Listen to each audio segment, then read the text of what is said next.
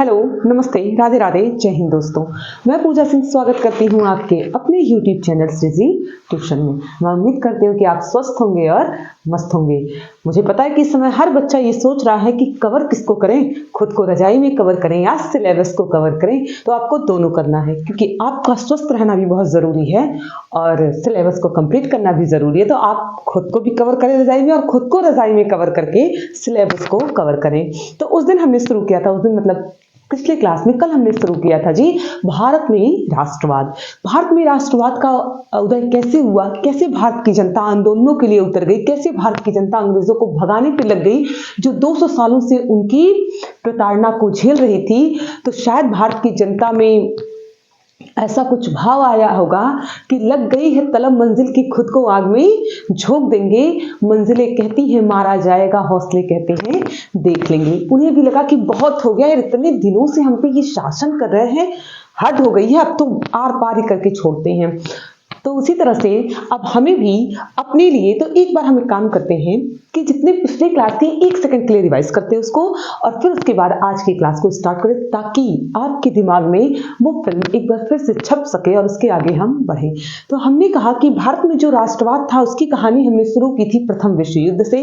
प्रथम विश्व युद्ध में एक तरफ धुरी राष्ट्र को रखा था हमने, एक तरफ मित्र राष्ट्र को, जिधर अमेरिका, ब्रिटेन, जापान था, इधर फ्रांस, ऑस्ट्रिया, हंगरी थे। तो ये एक तरफ धुरी राष्ट्र, एक तरफ मित्र राष्ट्र। भारत कहीं भी नहीं था, लेकिन ब्रिटेन वाले अपनी तरफ से जबरदस्ती भारत वालों को युद्ध में ढकेल रहे थे। भारत की जनता को जबरन वे सैनिकों में भर्ती कराते थे, जिसके कारण भारत की काफी हानि भी हुई थी युद्ध में पार्टिसिपेट करवाने के कारण।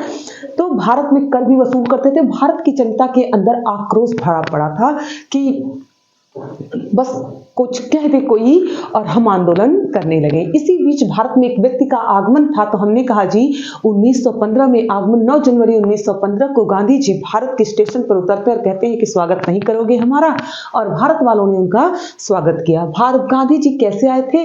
तो हमने कहा गोपाल कृष्ण गोखले जी के बुलाने पर भारत गांधी जी आए थे।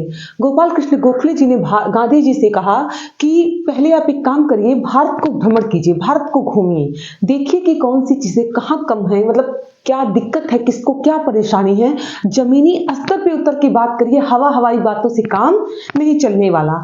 गांधी जी ने भारत भ्रमण प्रारंभ किया। इसी बीच हमने आपसे कहा कि 1916 का लखनऊ अधिवेशन होता है, यानी कि कांग्रेस की लखनऊ में बैठक होती है 1916 में, जिसमें राजकुमार शुक्ल जी आते हैं और महात्मा गांधी जी से कहते हैं कि बिहार की जनता, बिहार के चंपारण में जबरदस्ती नील की खेती करवाई जा रही है, जिससे बिहार की जनता काफी त्रस्त है, कृपया आप हमारे साथ वहां चलें।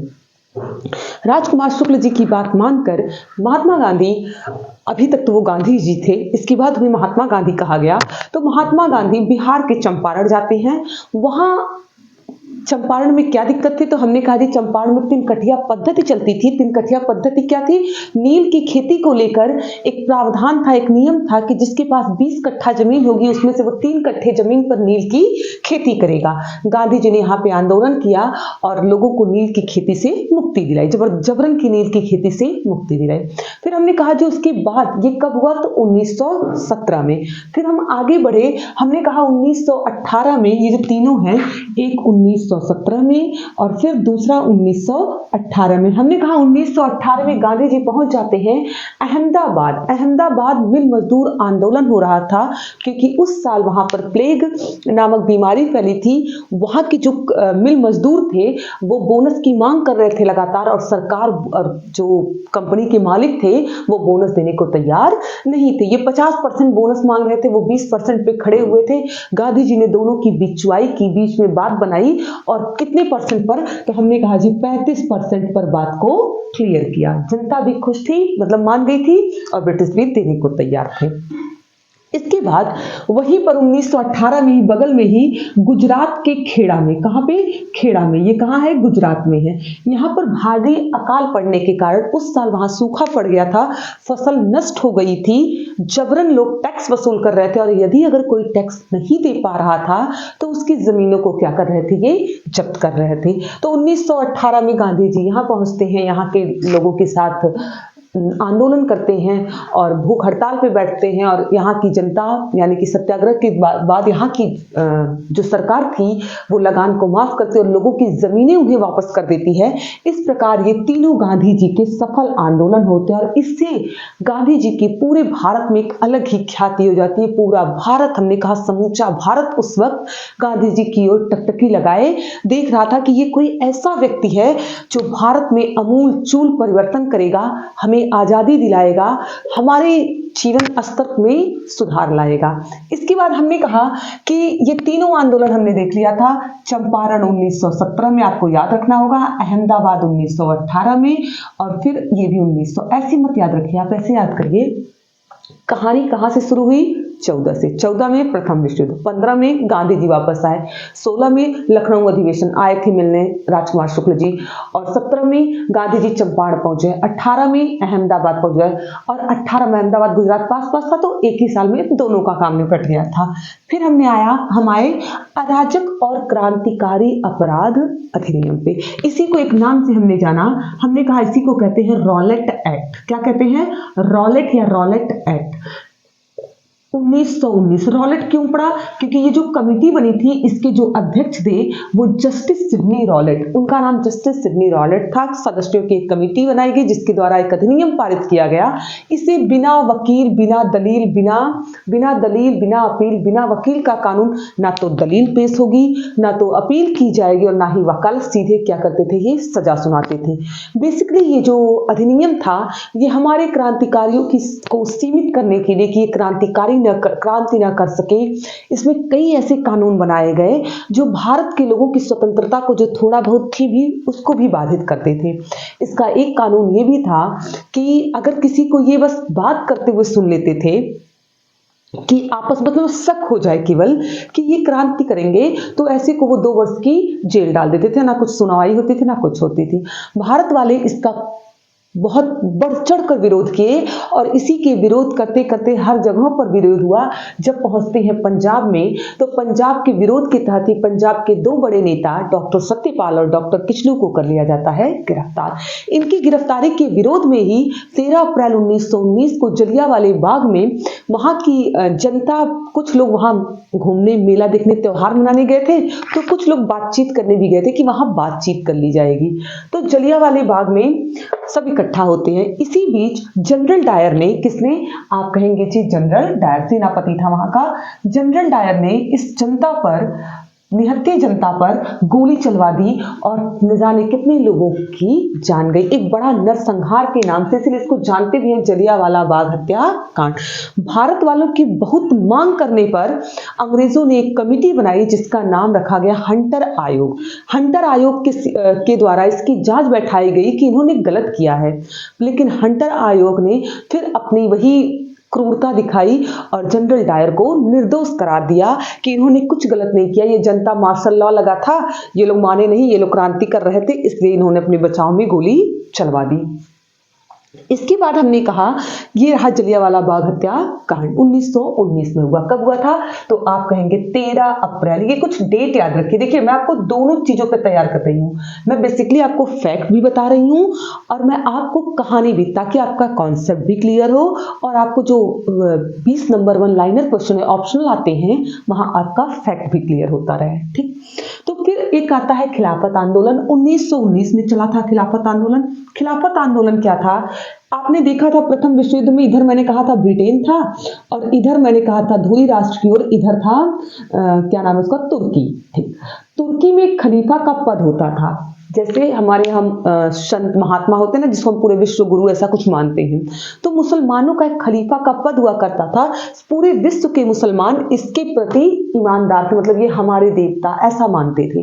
तो जब ये प्रथम विश्व युद्ध में भारतीयों को ले जा रहे थे तो भारतीय जाने के लिए तैयार मुस्लिम नहीं थे कि हम नहीं जाएंगे। इन्होंने इन्हें ये आश्वासन दिया था कि आप चलिए मेरे साथ, हम आपके वो कहते थे कि हमारे ही भगवान को हम ही को ले जाके मरवाएंगे।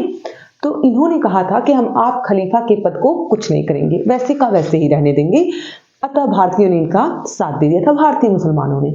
लेकिन ऐसा कुछ नहीं होता है जी, होती है वर्साई की संधि और इसके द्वारा ये खलीफा के पद को तोड़ देते हैं, जिससे मुसलमान रुष्ट होकर मोहम्मद अली और शौकत अली ये दो लोग मिलकर क्या चलाते हैं, मतलब बाकी लोग खिलाफत आंदोलन। तो ये रहा खिलाफत आंदोलन की कहानी, ठीक, मुस्लिमों के द्वारा चलाई गई थी, मोहम्मद अली और शौकत अली के द्वारा। इसके बाद भारत में एक आंदोलन चलता है 1920 में। आपको याद होगी वो वाली कहानी मैंने कही थी कि जब जलियांवाला बाग हत्याकांड होता है तो गांधी जी की जो थोड़ी बहुत संवेदना, जो सॉफ्ट कॉर्नर हम कहते हैं ना जी, उनके दिल में सॉफ्ट कॉर्नर है, तो गांधी जी के दिल में सच में अंग्रेजों के प्रति कहीं ना कहीं एक सॉफ्ट कॉर्नर था। उन्हें लगता था कि ये ठीक कर देंगे, ये अच्छा कर देंगे, ये बढ़िया करेंगे, इतनी प्रोग्रेसिव थॉट है इनकी। मतलब ये सच है कि हमारे कंपेयर में ब्रिटेन उस समय बहुत आगे था। जहां हमारे देश की महिलाओं को चूल्हे चौके तक सीमित रखा जाता था, वहां ब्रिटेन की महिलाएं पार्लियामेंट में खड़ी होती थी, वो कहते थे यार क्या थॉट है यहाँ वालों का, कितनी प्रोग्रेसिव है ये, अगर ऐसा ही कुछ ये यहाँ ला दें। आपने एक बहुत बड़ी अच्छी पुस्तक है दादा भाई नौरोजी की the poverty of un British rule, poverty and un British rule of India. दादा भाई नौरोजी कहते हैं कि अंग्रेजों ने कभी हम पर अपना शासन किया ही नहीं, क्योंकि अंग्रेजों का शासन तो बहुत शानदार है। जाके देखिए ब्रिटेन में महिलाओं को बराबरी का अधिकार, सबको समानता का अधिकार, ना ऊंच ना नीच, वहां की महिलाएं इतनी आगे जा रही हैं। ये तो अगर अपना वाला शासन हमारे यहाँ ला देते तब तो हमारे भारत बहुत प्रोग्रेस कर जाता। ये तो कभी किए नहीं, ये तो बस यहाँ क्या करते हैं, शोषण करते हैं। और हमारे वालों को ये उम्मीद थी, गांधी जी को ये उम्मीद थी कि कभी तो ये अपनी तरह हमें भी आगे बढ़ा देंगे, इसलिए गांधी जी अब तक इनका साथ देते थे। लेकिन 1919 के जलियांवाला बाग हत्याकांड के बाद पूरी तरह से गांधी जी का मन से टूट चुका था। अब गांधी जी कहते हैं कि अब असहयोग, गांधी जी कहते हैं नेहरू जी बुलाइए सबको, असहयोग करना है। फिर वही बात, नेहरू जी कहते हैं बाबा इतना जल्दी कैसे, कुछ तो समय दीजिए, अभी अधिवेशन बीता है, अगला होगा। वो सब कहानी आपने देखी थी। और हमने कहा कि फिर अधिवेशन होता है 1920 का कलकत्ता अधिवेशन, जिसकी अध्यक्षता लाला लाजपत राय ने की थी। एक विशेष अधिवेशन था, तुरंत तत्काल में बुलाया गया था और यहीं से गांधी जी असहयोग का प्रस्ताव पारित करते हैं। उसके बाद फिर दिसंबर 1920 में दूसरा अधिवेशन नागपुर का अधिवेशन होता है, जहां पर इस खिलाफत के साथ असहयोग को मिला लिया जाता है। एक ही असहयोग खिलाफत आंदोलन, इसका नाम दे दिया जाता है खिलाफत असहयोग आंदोलन। अच्छा एक बात और देखिएगा आप, यहाँ पे एक पॉइंट अब आप समझिएगा क्या है। यहां तक हमारी बात कुछ हुई थी, अब हम यहां से अपनी कहानी को आगे ले चलते हैं। मैं उम्मीद करती हूँ कि यहां तक की कहानी आपकी क्लियर हुई होगी। ठीक, असहयोग खिलाफत असहयोग आंदोलन, ठंडी के मारे हाथ भी काम करना बंद कर दिए हैं। तो देखिएगा, ऐसा कहते हैं कि शायद ये सबसे पहली नींव यही रख दी गई थी भारत और पाकिस्तान के बंटवारे की, क्योंकि गांधी जी ने खिलाफत को असहयोग के साथ ये सोचकर मिलाया था कि सिर्फ हिंदू ही नहीं बल्कि हिंदू और मुस्लिम दोनों लड़ेंगे देश के लिए। लेकिन लोग कहते हैं कहीं ना कहीं मुसलमानों के लिए दिमाग में ये बात बैठ चुकी थी, सबकी नहीं, कुछ लोगों के, कि अब तो हम अलग अपना कुछ बना सकते, हमारे बिना इनका काम नहीं। और कई लोगों ने इन्हें मना भी किया कि आप धर्म के हिसाब से मत बांटिए, आगे चल के हमें इसका खामियाजा भुगतना पड़ेगा। लेकिन उस समय महात्मा गांधी जी को ये बात ठीक लगी थी और उन्होंने इनको मिला लिया था। तो ये आंदोलन अब बन जाता है खिलाफत असहयोग आंदोलन। यहां तक की बात आपकी क्लियर है। अब हम आगे बढ़ने की कोशिश करते हैं। ठीक, देखते हैं, इसको अब मैं मिटाती हूं।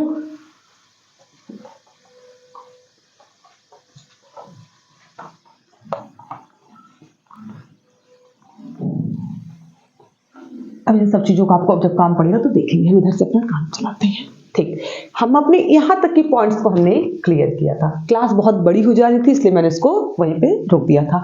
आज की क्लास में सारे पॉइंट्स को क्लियर करते हैं। तो अब हम आगे बढ़ते हैं चौरी चौरा कांड। कौन सा कांड? चौरी चौरा कांड। ये होता है 1922 में। अभी बताते हैं हम कैसे। देखिएगा, मैंने कहा 1920 में असहयोग आंदोलन चला। असहयोग आंदोलन में कई सारी मांगे रखी गई, मतलब गांधी जी ने कई सारे नियम निकाले। गांधी जी ने कहा कि आप अंग्रेजों का सहयोग मत करिए, सरकारी स्कूलों में मत जाइए, सरकारी जितने इनके इवेंट होते हैं, जितने उत्सव होते हैं, मत जाइए। इन्होंने जो हमें उपाधियां दी हैं, जो हमें मतलब गैर वैतनिक जो पद है उनका त्याग कर दीजिए। और इसी के को आगे बढ़ाते हुए महात्मा गांधी ने केसरी हिंद और रविन्द्रनाथ टैगोर जी ने नाइटहुड की उपाधि का त्याग कर, इन्हें वापस कर ले जाओ, अपने तैरने चाहिए। बिना मतलब हमारे लोगों को मार रहे हो, यहाँ हमको लाके वही वो वाली है कि हमारे सर पे ताज रख रहे हो और हमारी ही जनता को आप पीट रहे हैं आके, हमें आपका नहीं चाहिए। तो ये जब बात एक बिल्कुल पूरे भारत ने साथ दिया था, आपने सुना भी होगा, बचपन से पढ़ते आते हैं कि विदेशी कपड़ों का बहिष्कार किया गया, स्वदेशी अपनाया गया, इवन बच्चों ने सरकारी स्कूलों में जाना छोड़ दिया। और इसी के तहत मैंने आपको बताया था कि भारत में कई विश्वविद्यालय भी खोले गए, जिनमें से 4 मुख्य ये हैं: जामिया मिलिया इस्लामिया जो खोला गया, बिहार विद्यापीठ, काशी विद्यापीठ और गुजरात विद्यापीठ। इन चारों की स्थापना 1920 में ही की गई कि हमारे बच्चे अब हमारे अपने स्कूलों, अपने कॉलेजों में पढ़ेंगे, हम अंग्रेजों के कॉलेजों में, क्योंकि हम जब पैसा देंगे नहीं तो ये पैसा पाएंगे नहीं, और जब ये आर्थिक रूप से कमजोर कर पाएंगे हम, तब इनको तोड़ना आसान होगा। यहाँ तक कि गांधी जी ने ये भी कहा कि अपनी समस्याओं को लेकर इनके दरवाजे मत जाइए। जब हम इनके पास जाते हैं तो इनको लगता है कि ये बहुत बड़के हैं, देखिए अपनी मार सुलझाने हमारे पास आ रहे हैं। आप आपस में पंचायत बना लीजिए और अपने झगड़ों को पंचायतों में ही सुलझा लीजिए। लोगों ने इस बात को भी माना और बड़ी भारी मात्रा में पूरे भारत वालों ने सरकार की, यानी कि गांधी जी की इस आंदोलन में मदद की थी। पूरे भारत में ये देशव्यापी आंदोलन, क्योंकि इससे पहले जो तीनों आंदोलन थे, चंपारण, अहमदाबाद और खेड़ा, इनमें से कोई भी देशव्यापी आंदोलन नहीं था, सब छोटे आंदोलन बन पाए थे। और ये जो आंदोलन थे, ये पहला आंदोलन था, सहयोग आंदोलन, जो पूरे भारत में फैल चुका था। पूरी भारत की जनता इसमें साथ दे रही थी। तो आप तैयार हैं आगे की क्लास को कंटिन्यू करने के लिए? तो कमर की पेटी बांधिए, कुर्सी की पेटी अपने बांधिए, कान में ईयरफोन लगाइए और घर के किसी एक कोने में बैठिए और चलते हैं अब हम असहयोग पूरे देश में फैलाने के बाद चौरा चौरी। कहाँ है ये चौरा चौरी? 1 सेकेंड रुकिएगा।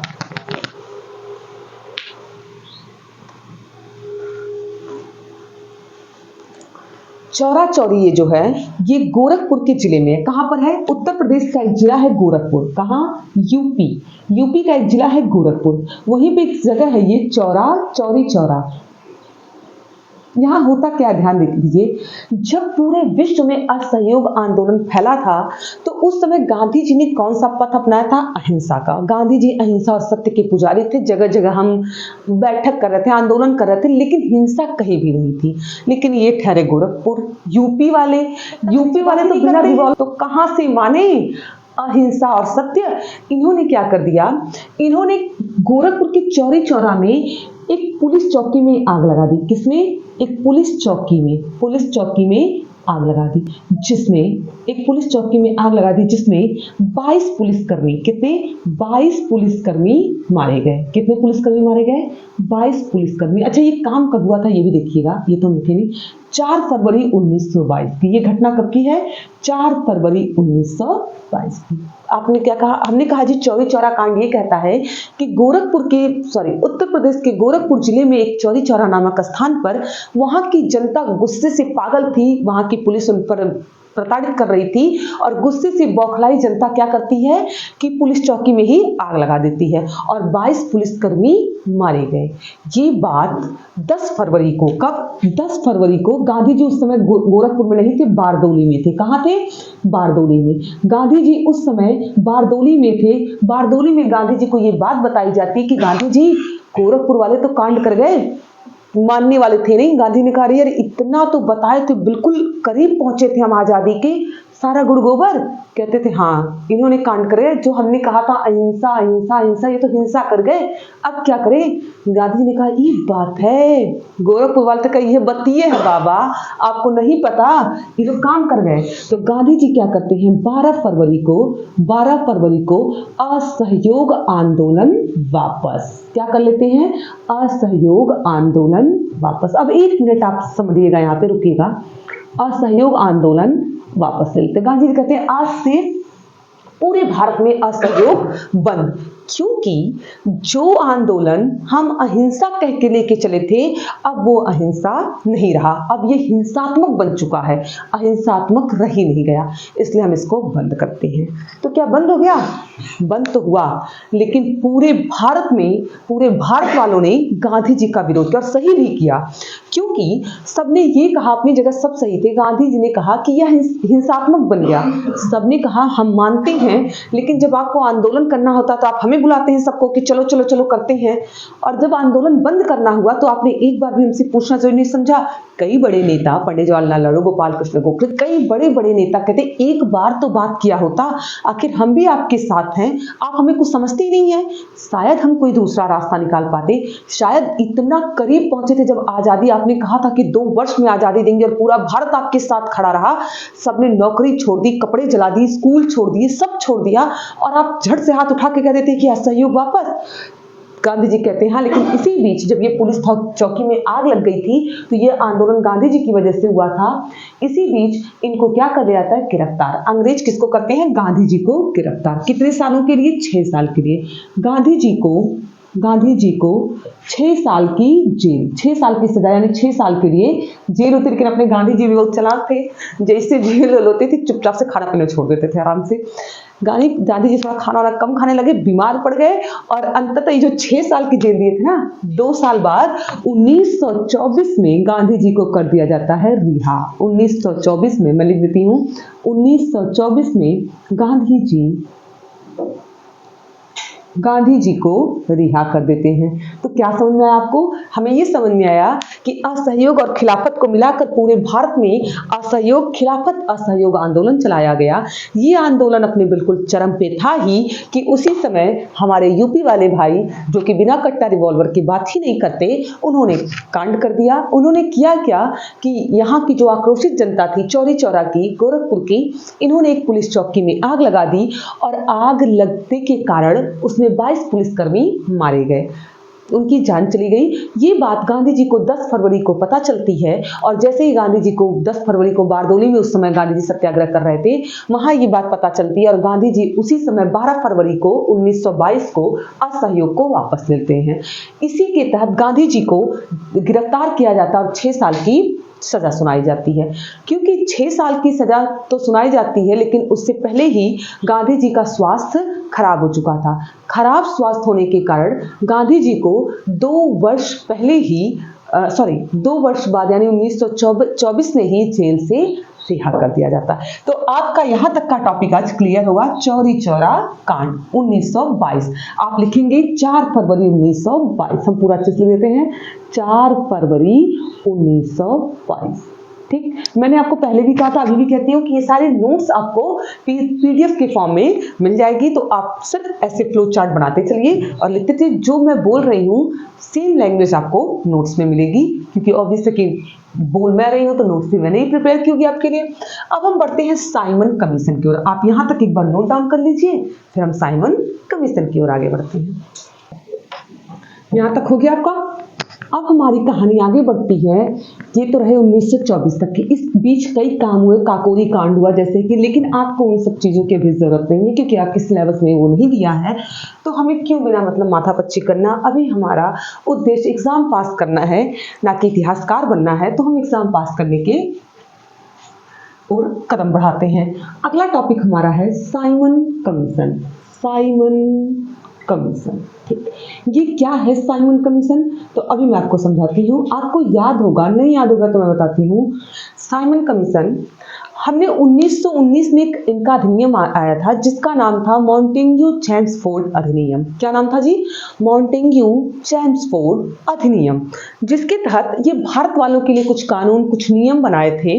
और उसमें ये भी कहा गया था कि हर 10 साल बाद वहां से हम एक टीम भेजेंगे जांच पड़ताल करने के लिए कि जो नियम, जो कानून बनाए गए थे वो सही से काम कर रहा है कि नहीं, कितना अच्छे से काम कर रहा है, या कोई गड़बड़ी, अगर उसमें कुछ सुधार की जरूरत हुई तो हम उसमें कुछ बदलाव करेंगे, और अगर सब कुछ सही रहा तो उसको जैसे का तैसा रहने देंगे। ठीक, एक चीज और रखिए, तो 10 साल बाद, वो 1919 में हुआ था, उसके हिसाब से तो इसको 1919 में आया था, 1920 से लागू हुआ था, तो उस हिसाब से इसको 1930 में आना चाहिए था। लेकिन ये लोग पहले में कि एकदम इनके ऊपर दबाव बनाना है 1927 में। कब? 1927 में साइमन कमीशन का गठन होता है।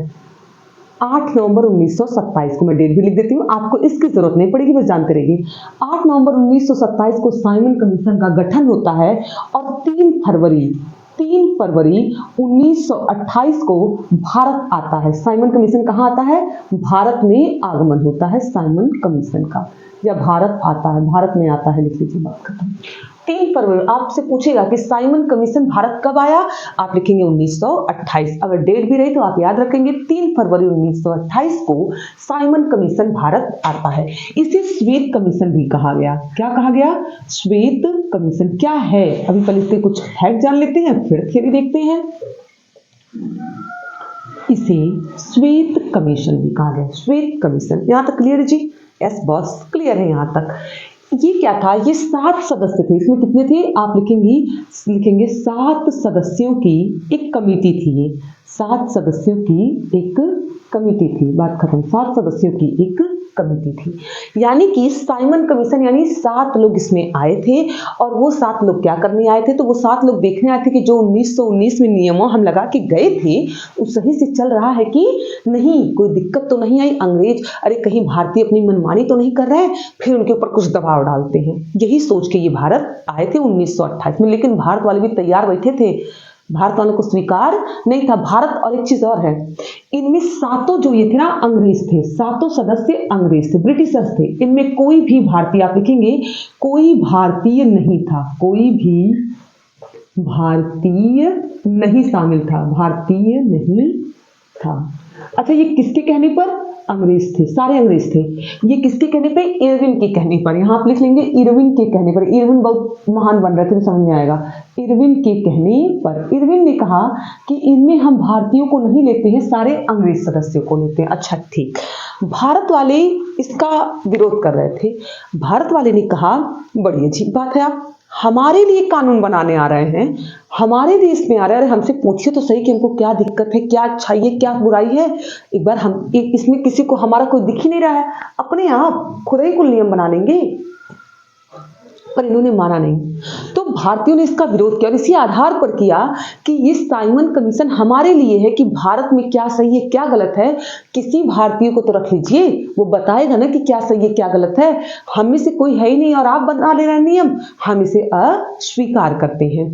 ये हाल कुछ ऐसे ही है जैसे मान लीजिए किसी बेटे की शादी करनी घर में किसी लड़की की, बड़ी मम्मी आई कह गई हमको लड़की लंबी चाहिए, उधर से उसकी मम्मी आई कह गई हमको लड़की गोरी चाहिए, उधर से पापा आए कह दिया हमको लड़की पढ़ी लिखी चाहिए, इधर से एक लोग आए अरे लड़की के बाल बड़े चाहिए, लड़का बेचारा चुपचाप देख रहा है। और अब मेरे कोई हमसे भी पूछ लो शादी हमें करनी, हमसे तो कोई पूछ लो कि कैसी करनी है। मतलब सब अपने अपने राग लाते जा रहे हो कि भारत वाले ने इसका विरोध किया। और यहाँ पे एक नारा दिया गया साइमन गो बैक, साइमन वापस जाओ, साइमन गो बैक। अच्छा एक चीज और याद रखिएगा, ये नारा सबसे पहले मेहर यूसुफ अली ने दिया था, आपसे नहीं पूछा जाएगा। मेहर यूसुफ अली जी ने ये नारा दिया साइमन गो बैक। जैसे ही साइमन 3 फरवरी 1928 को बंबई पहुंचते हैं, बंबई वाले यहीं से इनको खदेड़ना शुरू कर देते हैं। इनका स्वागत ही नहीं, एकदम तुरंत उतरते ही जहाज से इनको भगाना शुरू। और नारा दिया गया भारत में साइमन गो बैक का नारा लगाया गया हर जगह। यहाँ लखनऊ में भी पंडित जवाहरलाल नेहरू ने इसकी बागडोर संभाली। यहाँ पर भी साइमन गो बैक, मतलब साइमन जहां जहां पहुंचे हर कोई जैसे कुत्ते को लोग भगाते, मतलब पूरा देश ने साइमन को अपनी अपनी जगह से बहुत, लेकिन बेशरम थे तब भी घूम रहे थे पूरे भारत में, जगह जगह ये घूम रहे थे। और घूमते घूमते ये पहुंचते हैं पंजाब के लाहौर में। कहाँ? पंजाब के लाहौर में। यहाँ इसका नेतृत्व कर रहे थे लाला लाजपत राय, लाला लाजपत राय। लाला लाजपत राय भी यहाँ साइमन गो बैक का नारा लगा रहे थे। और इसी समय जब Lala Lajpat Rai Simon go back का 1928 में नारा लगा रहे थे, यानी जगह जगह पर साइमन गो बैक के लिए आंदोलन हो रहे थे, विद्रोह हो रहा था इसका, तो यहीं पर लाठी चार्ज। अभी आपने, फिर मैं आपको बताया, अगर आप करंट से जुड़े होंगे, अगर आपने न्यूज़ देखी होगी, तो अभी कुछ दिन पहले आप लोगों ने देखा होगा कि बिहार में जो आंदोलन हुआ, जब बिहार की जनता, जब बिहार के छात्र, और ये बड़ी दुख की बात है कि भारत जैसे देश में, आजाद देश में, भारत का भविष्य अपने वर्तमान से लड़ रहा है, भारत के स्टूडेंट आज सड़कों पर उतर आए हैं सिर्फ इसलिए कि उनकी परीक्षाएं लीक ना हो, पूरे बेहतर तरीके से उनकी परीक्षाएं कराई जाएं। जब बिहार के छात्र सड़कों पर उतर के लगातार कह रहे थे कि री एग्जाम, तो पुलिस ने उन पर लाठी चार्ज किया। आप सबने न्यूज़ में देखा होगा, उन पर पानी बरसाया गया, लाठी चार्ज किया, उनको बुरी तरह से पीटा गया। इवन एक बच्चे ने तो आत्महत्या क्या ही कहे, उसे हत्या कहेंगे, आत्महत्या तक कर ली। तो यही मंजर कुछ उस समय था जब हम आंदोलन करते हैं तो पुलिस हम पर, इसमें पुलिस की भी कोई दोष नहीं है, ये दोष हमारे उन नेताओं का है जिन्हें हम वोट देकर वहां पहुंचाते हैं। और शायद हमारे देश के नेता ये भूल चुके हैं कि बहुत पहले लिखा गया है कि संघर्षों के साए में इतिहास हमारा पलता है, जिस ओर जवानी चलती है उस ओर जमाना चलता है। जब भारत के युवा एकजुट होंगे तो आप जैसे न जाने कितने नेताओं को कुर्सी से उतारने के लिए अकेले ही काफी होंगे। तो युवाओं से आप मत उलझिए, युवा चाहेंगे तो अगले चुनाव में आपको दिखाएंगे कि हमारी ताकत क्या है। और अभी आपने देखा भी यूपी में भी कि युवाओं ने, सिर्फ युवा एकजुट हुए और यूपी की नंबर 1 पार्टी बनने से किसी एक पार्टी को रोक ले गए। आगे आप समझदार खुद ही हैं। तो उसी तरह से यहाँ पर भी लाठी चार्ज करवाई गई। जब लाठी चार्ज की गई तो उसी लाठी चार्ज में लाला लाजपत राय की मृत्यु यानी हत्या हो जाती है। और इन्होंने एक लाइन कही थी, बड़ी फेमस लाइन मैं लिखना चाहूंगी। इन्होंने कहा था, आप भी कोट करिएगा, अगर आपको आए तो आप लिखिएगा, एग्जाम में आपको नंबर मिलेगा बढ़िया इन्वर्टेड कामा में करके। मेरे ऊपर पड़ने वाली या गिरने वाली हर लाठी, मेरे ऊपर गिरने वाली हर लाठी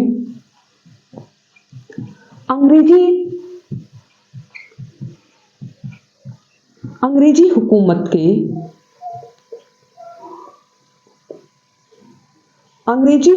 के ताबूत में, या ब्रिटिश सरकार या अंग्रेजी हुकूमत ताबूत में कील की तरह काम करेगी।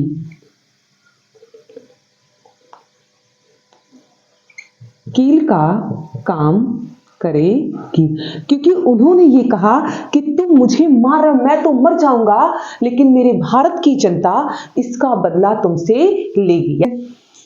तो इन्होंने कहा कि मेरे ऊपर, ये बड़ी फेमस लाइन इनकी और बहुत आगे से इन लाइनों को वो किया जाता है, आप भी कोट करिएगा। लाला लाजपत राय ने कहा कि मेरे ऊपर गिरने वाली एक एक लाठी भारत ब्रिटिश सरकार की, ये जो आपकी जो ये सरकार चल रही है, इसके ताबूत में कील का काम, हम आपको ताबूत में भर के भेजेंगे, मुझे मरने दो, मेरे देश वाले आपको छोड़ेंगे नहीं। तो ये रही हमारी साइमन कमीशन की बात। साइमन कमीशन यहाँ तक चलता है, इसमें लाला लाजपत राय के, और इसी के लिए आपने पढ़ा होगा, ये सैंडर्स ने करवाया था, तो आपको सिलेबस में नहीं, लेकिन आप जानिए, इसी के लिए भगत सिंह और चंद्रशेखर आजाद लोगों ने सैंडर्स की हत्या की थी, जिसके बाद फिर उन्हें फांसी आ गया, देखेंगे उसको।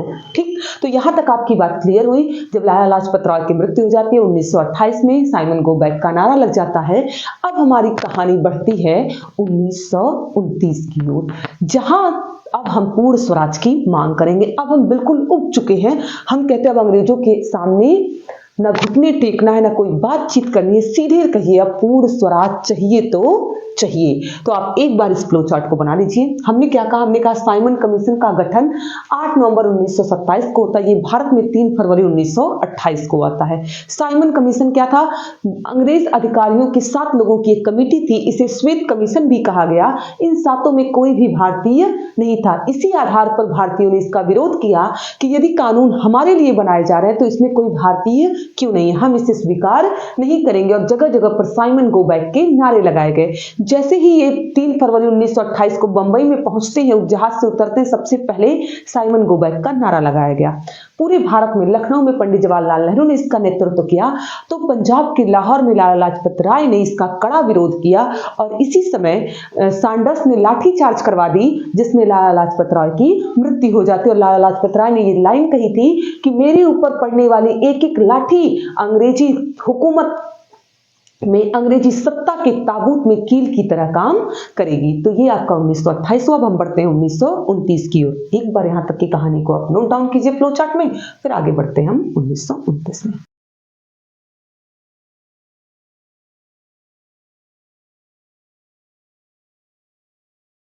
इस प्रकार असहयोग की समाप्ति, चौरी चौरा कांड और साइमन कमीशन हमारा कंप्लीट हुआ। एक बात और, मैंने शुरू में आपको एक लाइन बोली थी कि कसली है कमर अब तो कुछ करके दिखाएंगे, आजाद ही हो लेंगे या तो मर के दिखाएंगे।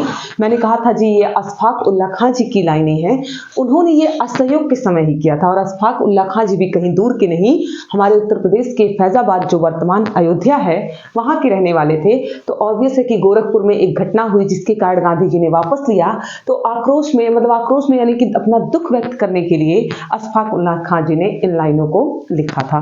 तो अब हम आगे बढ़ते हैं 1929 में। कहा जाते हैं हम 1929 में, जिसे नाम दिया जाता है पूर्ण स्वराज की मांग। पूर्ण स्वराज की मांग। फिर हम बात करते हैं कांग्रेस के अधिवेशन। देखिएगा पूरा मॉडर्न हिस्ट्री, यानी कि ये जो हिस्ट्री ये पूरी तरह से डिपेंड करती है गांधी जी के आंदोलनों पर, और उससे कहीं ज्यादा क्या उसी के बराबर कांग्रेस पर डिपेंड। वाकई उस समय भारत यानी कांग्रेस, कांग्रेस यानी भारत, भारत के बड़े भाग का नेतृत्व करती थी कांग्रेस। तो कांग्रेस का जो पूर्ण स्वराज की मांग होती है वो 1929 का अधिवेशन, कांग्रेस का, यहां आप लिखेंगे अगर चाहेंगे तो, कांग्रेस का 1929 का अधिवेशन। 1929 का अधिवेशन ये कहाँ होता है? तो ये होता है लाहौर में। कहाँ होता है? 1929 के कांग्रेस के अधिवेशन होता है लाहौर में। अध्यक्षता किसने की थी? तो अध्यक्षता आप लिखेंगे इसकी पंडित जवाहरलाल नेहरू ने। पंडित जवाहरलाल नेहरू। ठीक, आपने को यहां तक समझ में आया? क्या समझ में आया?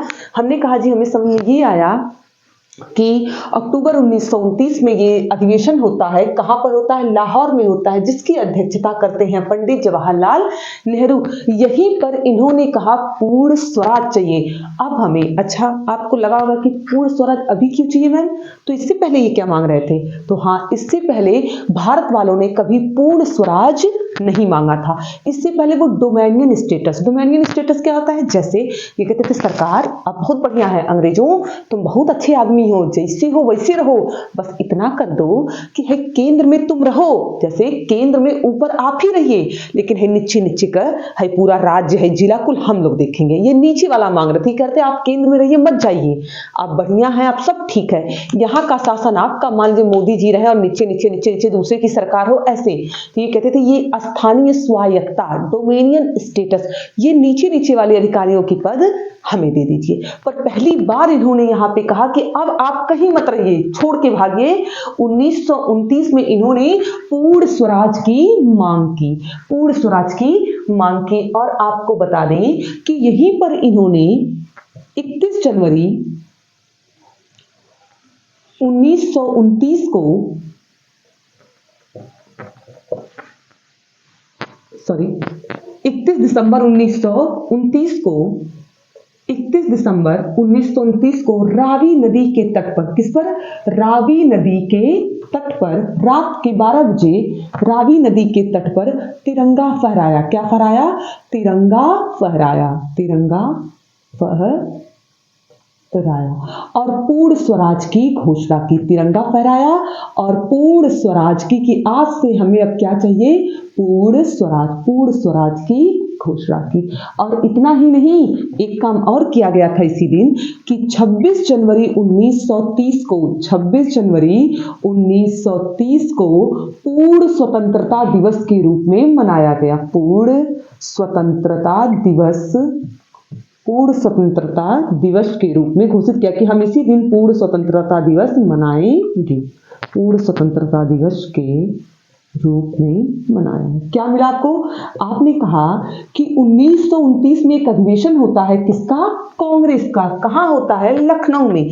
लखनऊ अधिवेशन में, कांग्रेस के लखनऊ अधिवेशन की अध्यक्षता पंडित जवाहरलाल नेहरू ने की थी और इसी समय इन्होंने पहली बार कहा कि अब हमें ये स्थानीय ये नीचे वाला नहीं चाहिए, पूरी तरह से हमारा शासन, हमारा ही शासन भारत पर होगा, हटाइए अंग्रेजों को। पहली बार इन्होंने 1929 में कहा। और इतना ही नहीं बल्कि 31 दिसंबर 1929 को रावी नदी के तट पर रात में इन्होंने तिरंगा पूर्ण स्वराज की घोषणा की कि आज से हम आजाद हैं। और इन्होंने इसी दिन को, इसी समय ये कहा कि 26 जनवरी 1930 को इन्होंने पूर्ण स्वतंत्रता दिवस के रूप में मनाया भी, कि हम उस दिन मनाएंगे और उस दिन मनाया। अब एक बात आपके दिमाग में और आनी चाहिए, आप सब ने संविधान थोड़ा बहुत पढ़ा होगा, वहां पे आपको एक बात कही गई है कि 26 जनवरी को हमारा संविधान बनके तैयार हो गया। तो जी 26 जनवरी को बनके तैयार हो गया था, तो 26 नवंबर को बनके तैयार हो गया था, तो 26 जनवरी को लागू क्यों किया गया? काहे के लिए 2 महीना रुके रहे? तो ये इसीलिए रुके रहे क्योंकि हमारे देश के इतने बड़े नेताओं ने, वैसे भी भारत में एक प्रथा है कि बड़े की बात हर कोई मानता है। हमारे यहाँ तो जी लोग कहते हैं कि 2 साल बाद ब्याह करना ही है, तो बाबा जब कह रहे हैं अब्बा करने के लिए तो कर दीजिए, मर जाएंगे तो क्या होगा, आखिर बाबा का कहना भी तो कुछ है ना।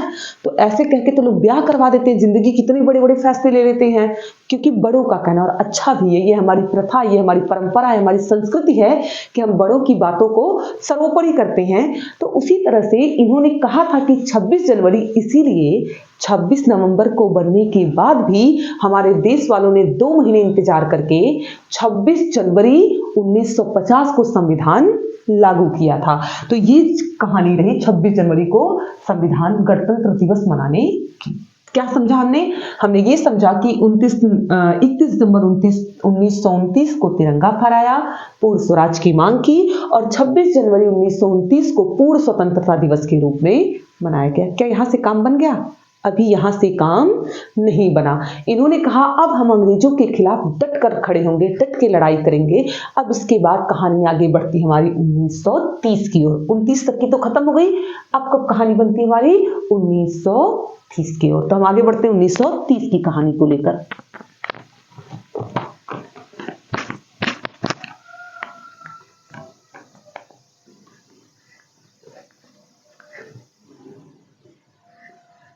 उन्नीस सौ 30 को एक काम होता है जी, देखिएगा 31 जनवरी 1930 को। आपको ये डेट नहीं याद रखनी है, मैं लिख रही हूं, आपको नहीं याद रखनी। ठीक, 31 जनवरी 1930 को गांधी जी ने कहा कि हमने पूर्ण स्वराज तो मांग लिया है, पर इसकी शुरुआत भी तो करनी होगी। तो लोगों ने कहा जी जरूर करनी होगी, और इसकी शुरुआत हम सविनय अवज्ञा आंदोलन से।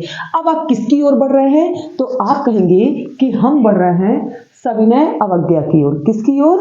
सविनय अवज्ञा, सविनय अवज्ञा की ओर आगे बढ़ा जा रहा है। अभी ध्यान दीजिएगा, सविनय अवज्ञा आंदोलन।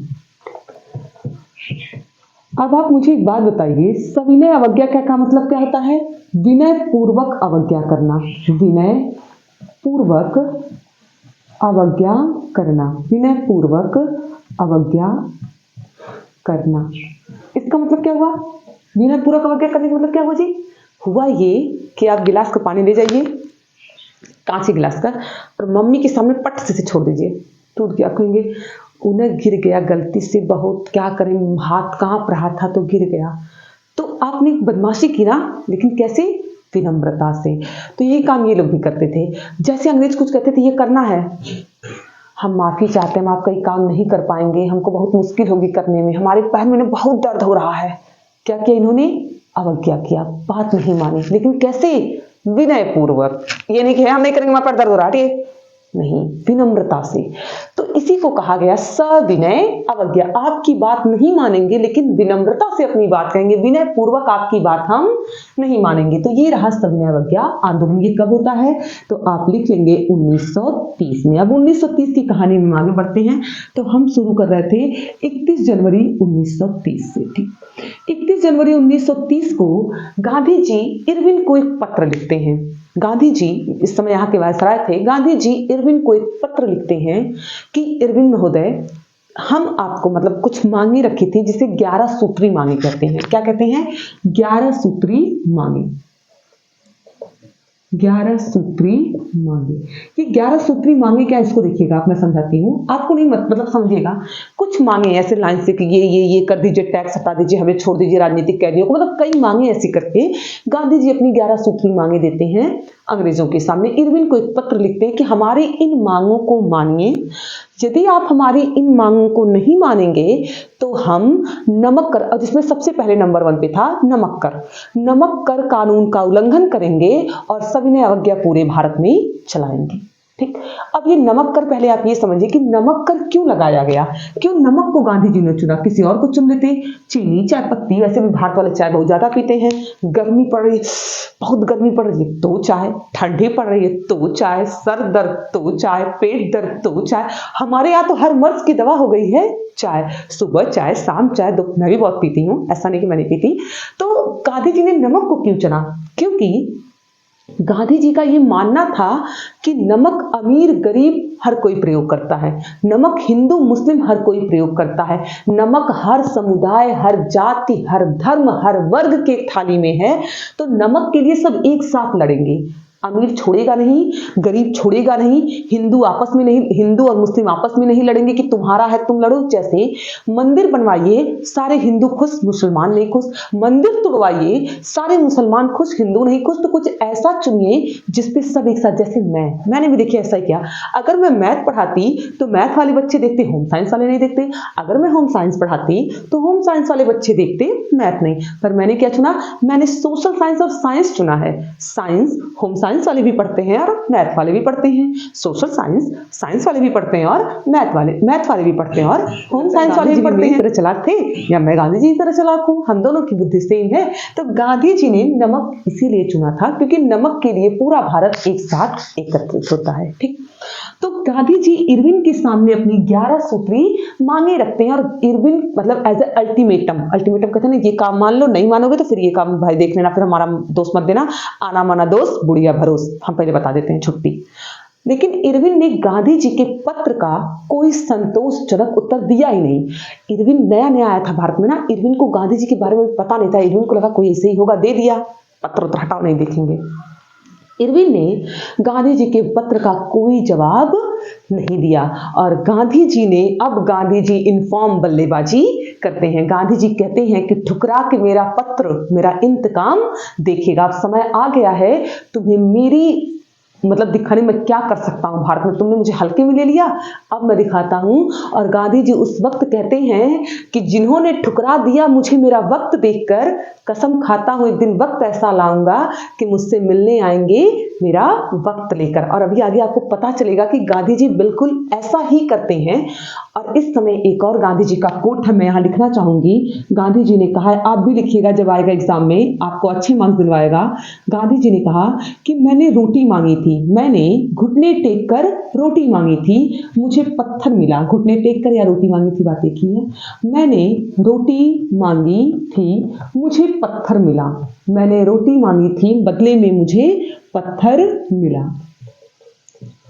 अगर आप थोड़ा सा और इंप्रेसिव बनाना चाहते तो आप लिखोगे, I asked for bread, I asked for bread, I got stone, I got stone. मैंने रोटी मांगी थी, मुझे पत्थर मिला।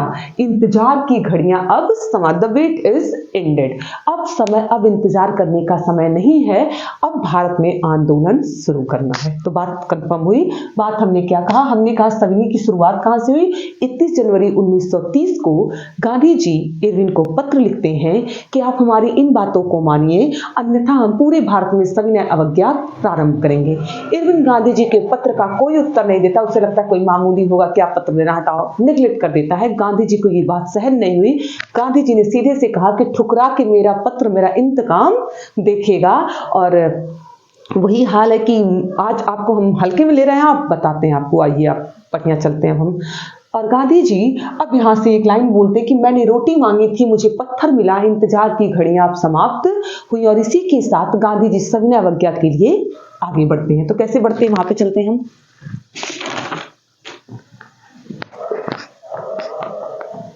अब देखिएगा सविनय अवज्ञा में एक और हेडिंग आपको मिलती है, यहाँ पे देखिए साइमन कमीशन, 11 सूत्री मांगे, सविनय अवज्ञा, दांडी यात्रा।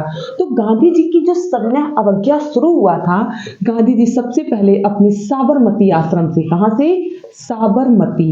साबरमती आश्रम से कितने लोगों को लेकर, आज हम लिख रहे हैं साबरमती आश्रम से कितने लोगों को, 78 अनुयायियों, विश्वसनीय अनुयायियों जो इनके साथ चलते थे उनको लेते हैं और कहाँ पहुंच जाते हैं, नवसारी जिला दांडी में, समुद्र तट पर पहुंचकर नवसारी जिला कितनी दूरी तय करके, 385 किलोमीटर की दूरी तय करके। इसमें कई महिलाएं भी गईं, जैसे सरोजनी नायडू रहीं, राजकुमारी अमृता कौर रहीं, कमला देवी चट्टोपाध्याय रहीं। कई महिलाओं ने भी कमला देवी चट्टोपाध्याय ने गांधी जी से सिफारिश की कि हम महिलाओं को भी कुछ हिस्सा दीजिए, मतलब हमें भी अपने साथ आने के लिए मौका दीजिए। महात्मा गांधी जी ने कहा लेकिन एक शर्त है कि आपको हमारे कंधे से कंधा मिलाकर चलना होगा। तो इन्होंने इनकी बात मानी और ये भी इनके साथ इस आंदोलन में आगे बढ़े। तो अगर आपको लिखना होगा तो आप लिखेंगे कि सविनय अवज्ञा आंदोलन में महिलाओं ने भी बहुत बढ़ चढ़कर हिस्सेदारी दी थी। कई शराब की दुकानों को बंद किया था। शराब जब दुकानों में जब ठेके होते थे तो वहां महिलाएं खुद जाके बैठ जाती थी रात में और अंततः लोगों को वो दुकानें बंद करनी पड़ी थी। 60,000 से ज्यादा दुकानों को महिलाओं ने स्वयं बंद करवाया था। तो एक ये भी इस आंदोलन की एक उपलब्धि रही है कि इस आंदोलन में महिलाओं ने बहुत बढ़ चढ़कर हिस्सा लिया था, जिसमें कुछ महिलाओं के नाम आगे सुनने को मिलते हैं। तो ये यात्रा कहां से, साबरमती आश्रम से नवसारी जिला दांडी तक की यात्रा थी, 385 किलोमीटर की। कितने अनुयायियों के साथ, अपने 78 अनुयायियों के साथ इन्होंने इसको शुरू की थी। ठीक, गांधी जी 12 मार्च को ये शुरू करते हैं, 12 मार्च, और कब पहुंचते हैं, 6 अप्रैल। 12 मार्च से 6 अप्रैल, तो ये 18 दिन यहाँ और ये आपका 24 दिन की पूरी यात्रा इनकी कंप्लीट होती है। 23-24 दिन का इनको समझ, 24 दिन में गांधी जी यहाँ पहुंच जाते हैं। 12 मार्च 1930 से लेकर 6 अप्रैल 1930 तक। तो आपसे पूछा जाता है कभी कभी कि गांधी जी ने दांडी यात्रा कहां से प्रारंभ की थी, साबरमती आश्रम से। कब प्रारंभ की थी, 12 मार्च 1930 को। कितने अनुयायियों के साथ, 78 अनुयायियों के साथ। बीच में बहुत सारे लोग इनसे मिलते जाते हैं, जुड़ते जाते हैं, हजारों की संख्या में जनता इनके साथ गई और 6 अप्रैल 1930 को ये दांडी पहुंचते और वहीं पर समुद्र के पानी को इकट्ठा करके वहां से नमक बनाता और हाथ में नमक उठाकर पूरे भारत में घोषणा करते हैं कि आज से पूरे भारत में नमक कर तोड़ो आंदोलन शुरू किया जाएगा। यानी कि हम नमक पर अब टैक्स, अच्छा ये इतने बदतमीज थे अंग्रेज कि हमारा नमक और हमसे ही टैक्स लेते थे। जैसे कि नमक हमारा होता था, बनाने वाले हम, समुद्र हमारा, मतलब हमारे देश का तो हमारा ही है, सब चीज हमारा। उसके बाद ये हम ही को हमारा ही नमक बेचते थे दाम बढ़ाकर, 1 रुपए की चीज को 1.5 रुपए में, 1 रुपए की चीज को 4 रुपए में बेचते थे। 4 गुना ज्यादा टैक्स वसूल करते थे। तो लोग कहते थे कि हमें नमक बनाने का अधिकार दे दो, ये देते ही नहीं, कहते हम बनाएंगे, मतलब बनवाएंगे तुमसे, लेकिन पैसा हम लगाएंगे। तो गांधी जी ने यहाँ पर नमक आंदोलन को तोड़ा। ठीक, ये रहा आपका 1930 का सविनय अवज्ञा आंदोलन। और पूरे भारत में सविनय अवज्ञा आंदोलन की शुरुआत कर दी गई। अलग अलग क्षेत्रों में अलग अलग तौर पर सविनय अवज्ञा आंदोलन किया गया। सविनय अवज्ञा आंदोलन अपने चरम पर था ही, बिल्कुल फैला हुआ था कि इसी बीच होता है 3 गोलमेज सम्मेलन। क्या होते हैं, गोलमेज सम्मेलन। आपको यहाँ तक की बात समझ में आई होगी। सविनय अवज्ञा क्या है, तो आपने कहा सविनय अवज्ञा आंदोलन की शुरुआत गांधी जी ने साबरमती आश्रम से की थी। ये 1930 में हुआ था। 12 मार्च 1930 को गांधी जी साबरमती आश्रम से चलना प्रारंभ करते हैं अपने 78 अनुयायियों के साथ और 6 अप्रैल 1930 को ये पहुंच जाते हैं कहाँ, नवसारी जिला, यानी कि दांडी पहुंच जाता है। दांडी पहुंचकर ये हाथ में नमक उठाकर 385 किलोमीटर दूरी तय करने के बाद पहुंचते हैं। हाथ में नमक उठाकर, नमक बनाकर उसी दिन से घोषणा करते कि आज से हम नमक पर टैक्स नहीं देंगे। पूरे भारत में सविनय अवज्ञा की घोषणा कर देते कि आज से अब सविनय अवज्ञा आंदोलन प्रारंभ किया जाए। यहाँ तक की कहानी समझ में आई? तो जी बिल्कुल समझ में आई। मैं उम्मीद करती हूँ कि आपको यहाँ तक की कहानी समझ में आई होगी। इसी बीच एक काम होता है, पूरे इंग्लैंड वालों को पता चल चुका होता है, वहां तक खबर पहुंच जाती है कि सविनय अवज्ञा आंदोलन चल रहा है। प्रभु अब क्या किया जाए बताइए। अब ये लोग कहते हैं कि चलिए यहाँ पे करते हैं राउंड टेबल। देखिए ब्रिटिशर जब हम आगे बढ़ना चाहें तो वो कोई ना कोई चाल चल के हमें पीछे करना चाहे, अन्यथा हमें आज़ादी 1947 से बहुत पहले मिल चुकी होती, शायद 1922 में ही मिल चुकी होती, जब चौरी चौरा कांडवा बिल्कुल करीब थे आज़ादी के हम। ठीक, तो ये उन 3 गोलमेज सम्मेलन, आप देखिएगा गोलमेज सम्मेलन, राउंड टेबल कॉन्फ्रेंस, गोलमेज सम्मेलन। अच्छा, इस गोलमेज सम्मेलन में क्या होता था? तो आप कहेंगे कि मैम गोल कर टेबल बुला के लगता है उसी पे खाना खा जाता था, जैसे अभी देखा होगा आपने G20 में मोदी जी और मेलोनी जी जैसे खाना खाते, वैसे ऐसा कुछ नहीं होता है।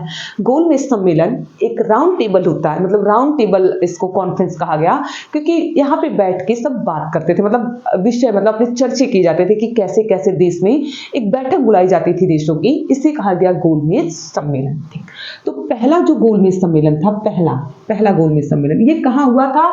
तो ये क्या बोलते हैं, लंदन में, लंदन के जेम्स पैलेस में। गोलमेज सम्मेलन में लिख देती हूँ, जेम्स पैलेस। कहाँ का है ये?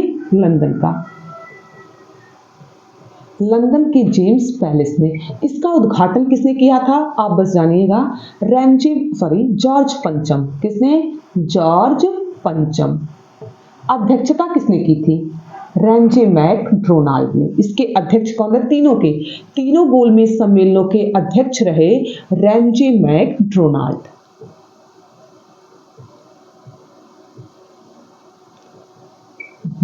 अब देखिए पहला गोलमेज सम्मेलन, मैं ऐसे डालती हूँ, फर्स्ट आप समझ लीजिएगा।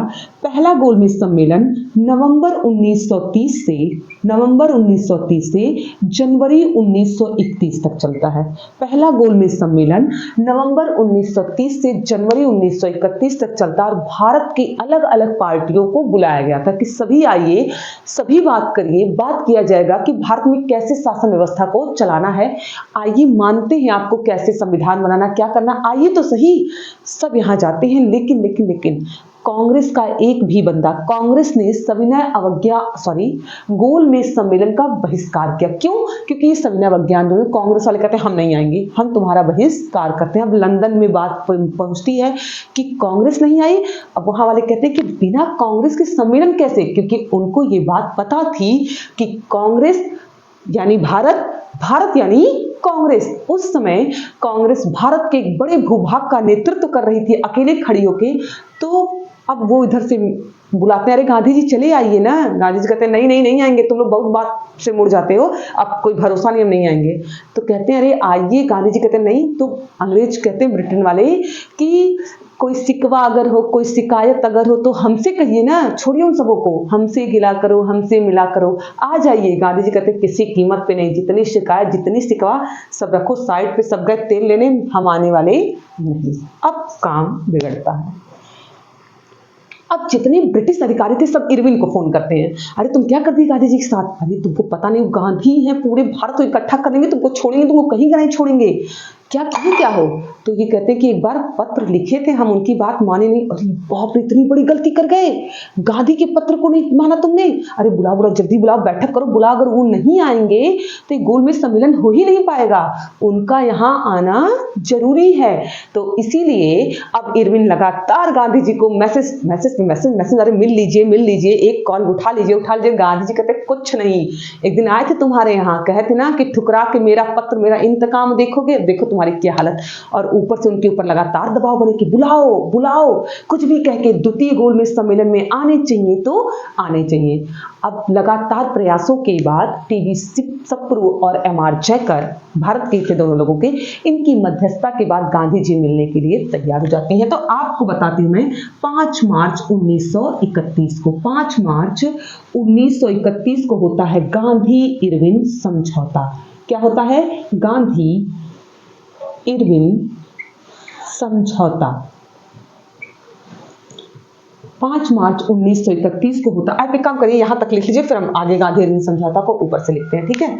यहां तक आप नोट कर लीजिए।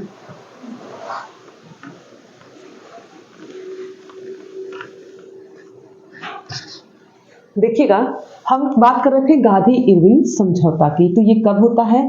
हमने कहा 5 मार्च 1931 को हमने कहा गांधी इरविन समझौता। गांधी इरविन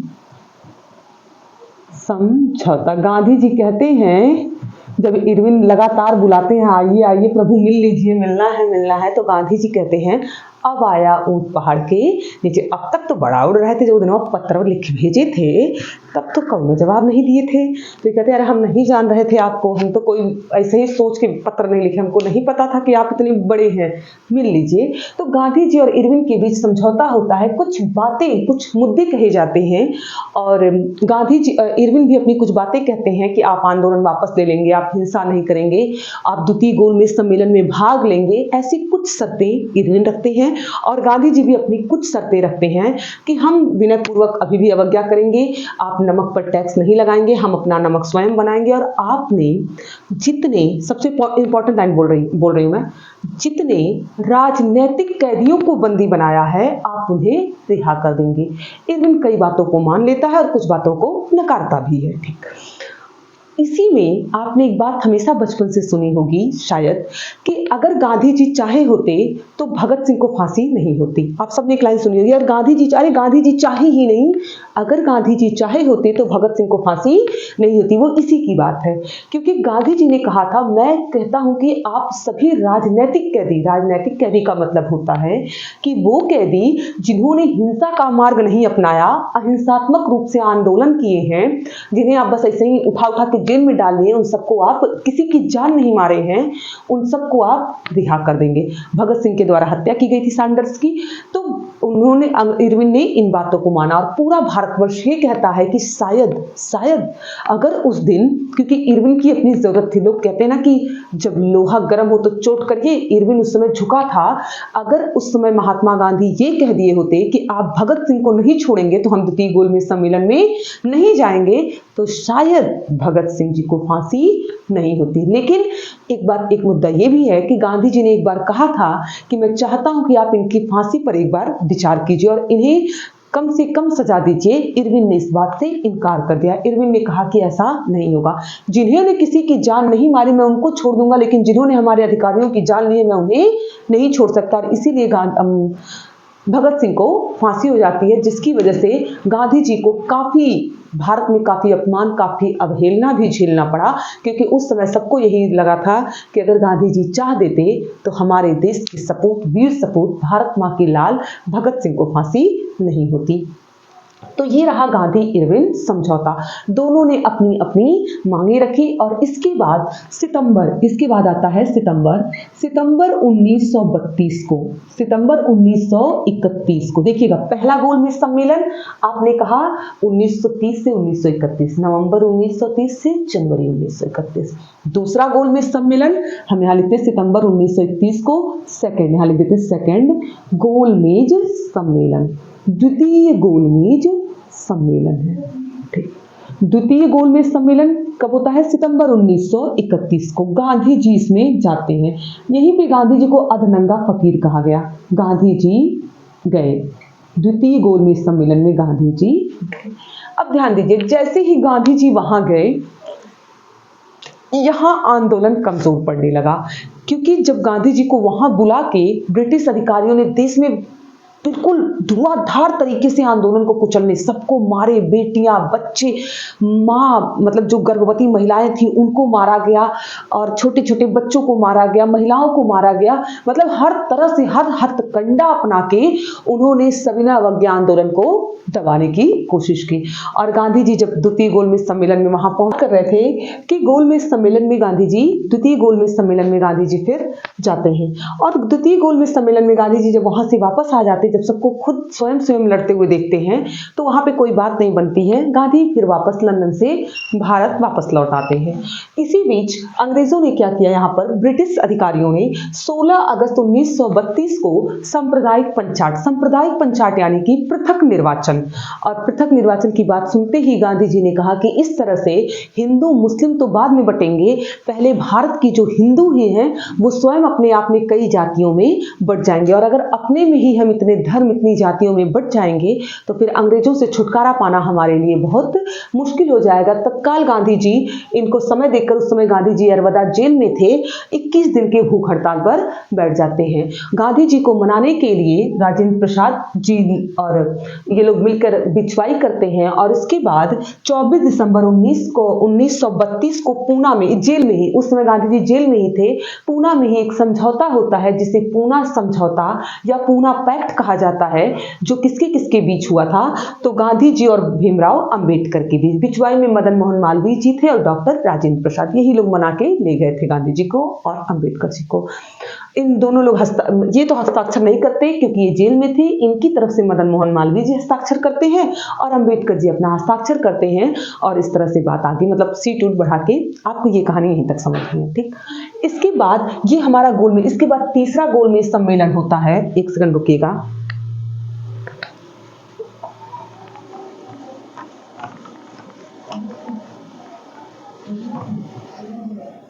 इसके बाद नवंबर 1932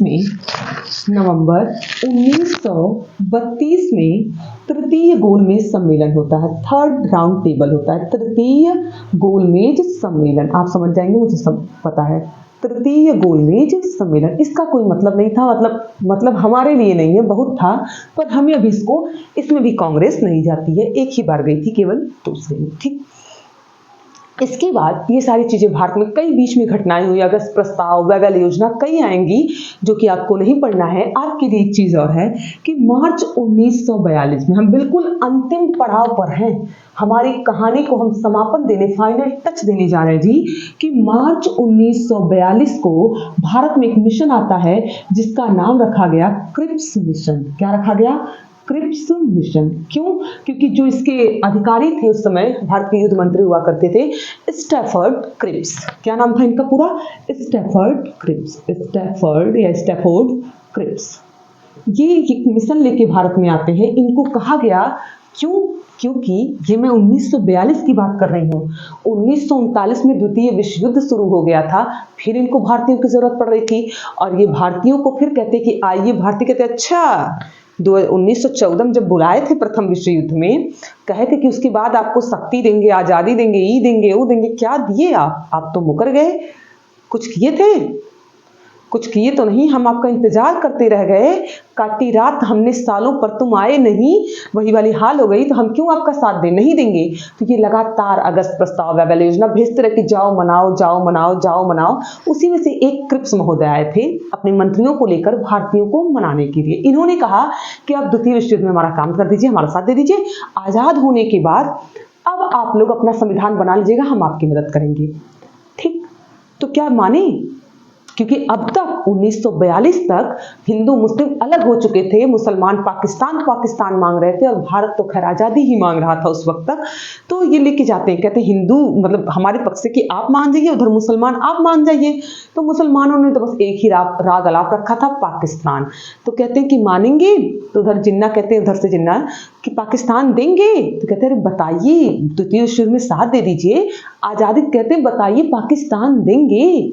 तो चुप रहते थे, अरे बोलिए पाकिस्तान देंगे। कह नहीं, तब भगे यहाँ से, हमें कुछ नहीं चाहिए, हमें चाहिए तो चाहिए सिर्फ पाकिस्तान। और कांग्रेस भी नहीं मानी। तो इस तरह से क्रिप्स मिशन भी फेल हो गया। इसे गांधी जी ने कहा अच्छा बाद में आज़ादी देंगे, आप तो उत्तर तीर चेक दे रहे हैं, इससे चेक डूबते हुए बैंक की बैंक में डूब जाएगा, आप लोग की बात की कौन भरोसा। आज तक कुछ ऐसा किया कि भरोसा कर ले, हम आपकी बात नहीं मानने वाले, हम युद्ध में आपका साथ नहीं देंगे। तो क्रिप्स मिशन क्या हो जाता है? फेल। क्या हो जाता है? फेल। अब आपको मैं बताती हूँ, 1942 में होता है भारत छोड़ो आंदोलन। भारत छोड़ो आंदोलन,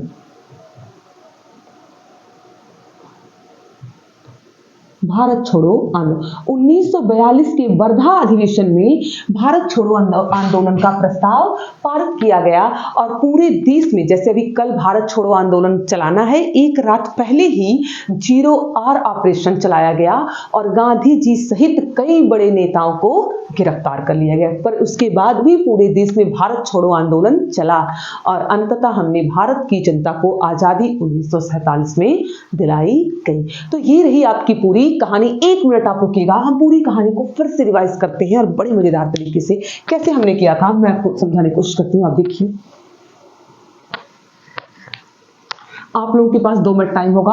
हमने सबसे पहले कहा कि हम शुरू किए थे अपनी कहानी प्रथम विश्व युद्ध 1914 से। आप भी ऐसे बनाइएगा, प्रथम विश्व युद्ध 1914 से 1918। यहीं से हमारे मन में आक्रोश हुआ था। फिर हमने गांधी जी के 3 सत्याग्रह पढ़े थे, गांधी जी के 3 सत्याग्रह पढ़े, पहले मैं लिख लेती हूँ। फिर हमने गांधी जी का आगमन 9 जनवरी 1915 को मैं आपको इसके ऑप्शनल करवाऊंगी, तो आप देखिएगा कल की क्लास में आप कैसे सॉल्व करेंगे। 9 जनवरी 1915 को गांधी जी भारत आते हैं। गांधी जी का आगमन कहाँ? भारत में। आप समझ जाएंगे बात यहाँ तक। फिर हमने कहा कि 1916 में तो मिलते, वो तो खत्म, मतलब वहां से गांधी जी के 3 सत्याग्रह जो पहले शुरुआती आंदोलन हुए। 1917 में हमने कहा कि हमने देखा बिहार का चंपारण। चंपारण कहाँ है? बिहार में। किसके लिए? तो आप कहेंगे नील की खेती के लिए, नील खेती। ठीक। फिर हमने दूसरा कहा कि अहमदाबाद कब हुआ? 1918 में। 1918 में अहमदाबाद मिल मजदूर आंदोलन हुआ था। अहमदाबाद किसको लेकर हुआ था? तो आप कहेंगे ये बोनस को लेकर हुआ था। कितने पे जनता मानी थी और सम्मानित थे? 35% पर।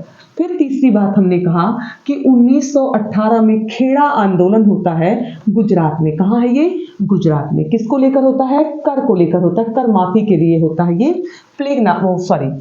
अकाल यानी कि सूखा पड़ा था। फिर हमने कहा कि 1919 में रॉलेट एक्ट आता है।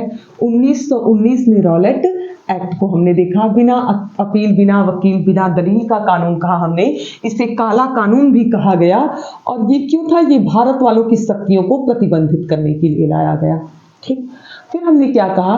फिर हमने अगली बात हमने कहा 1919 13 अप्रैल हमने बताया ना कि डॉक्टर सत्यपाल और डॉक्टर किचलू को जब गिरफ्तार किया गया, तो 13 अप्रैल 1919 को जलियांवाला बाग हत्याकांड होता है। किसने करवाया था? तो जनरल डायर ने गोली चलवा दी थी निहत्थी जनता पर। जलियांवाला बाग हत्याकांड हो गया आपका यहाँ तक। ठीक। फिर हमने अगली बात कही 1919 में ही एक आंदोलन चला जिसे हमने कहा खिलाफत आंदोलन। क्या नाम था इसका? खिलाफत आंदोलन। मुस्लिमों के द्वारा चलाया गया था। वही वाली बात थी कि प्रथम विश्व युद्ध में खलीफा के पद को नहीं तोड़ेंगे, इसकी बात पर। किसने चलाया था? तो अली बंधु कहते हैं, मोहम्मद अली और शौकत अली को। अली बंधु या मोहम्मद अली और शौकत अली ने चलाया था।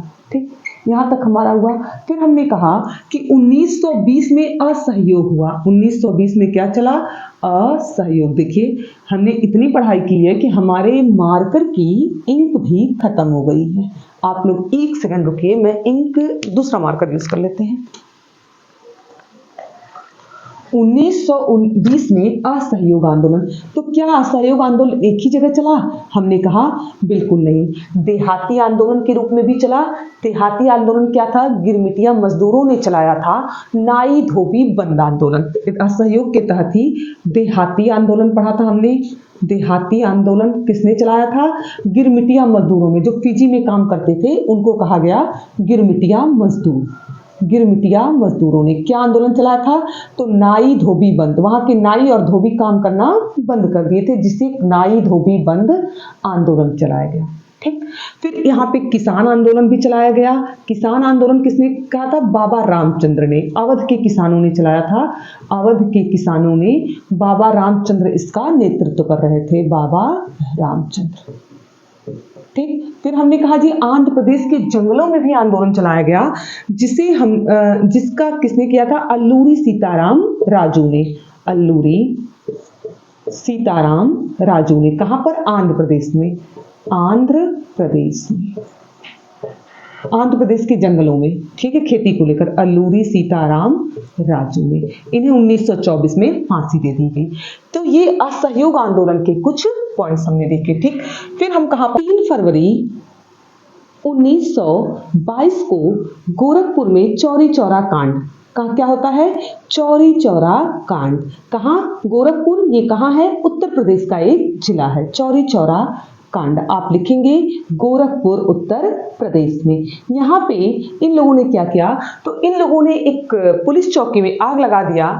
जिसमें 22 पुलिसकर्मी मारे गए और गांधी जी को अब ये आंदोलन अहिंसात्मक न लग करके हिंसात्मक लगने लगा। उस समय गांधी जी बारदोली में थे।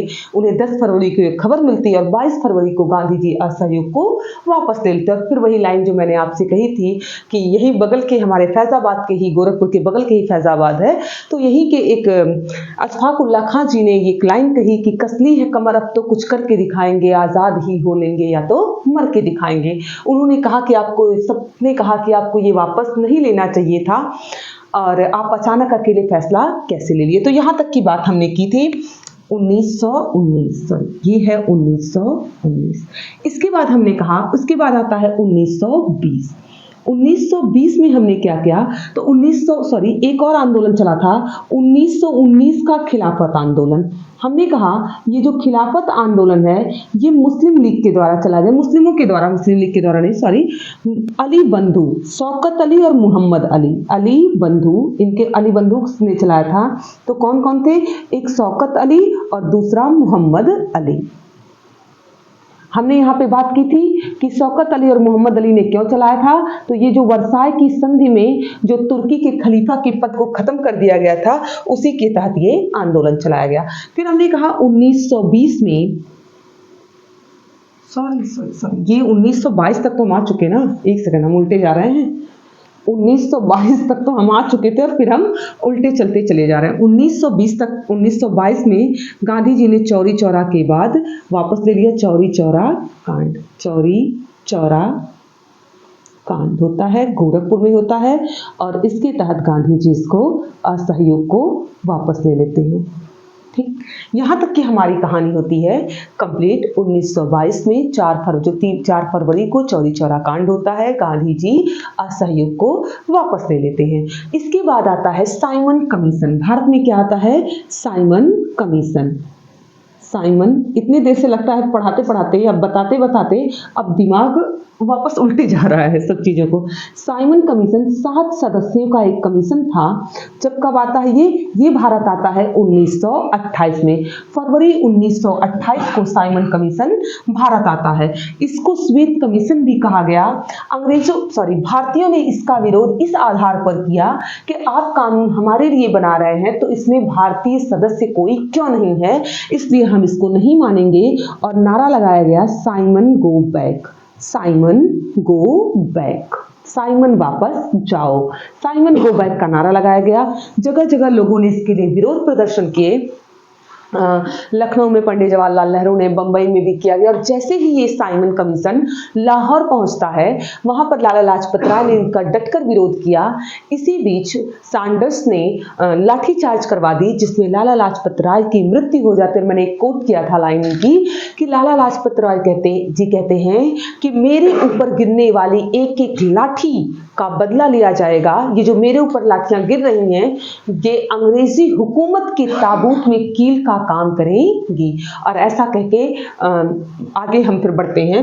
ये रहा 1928 तक का हमारा सफर। फिर हमने कहा 1929, हम आ जाते हैं 1929।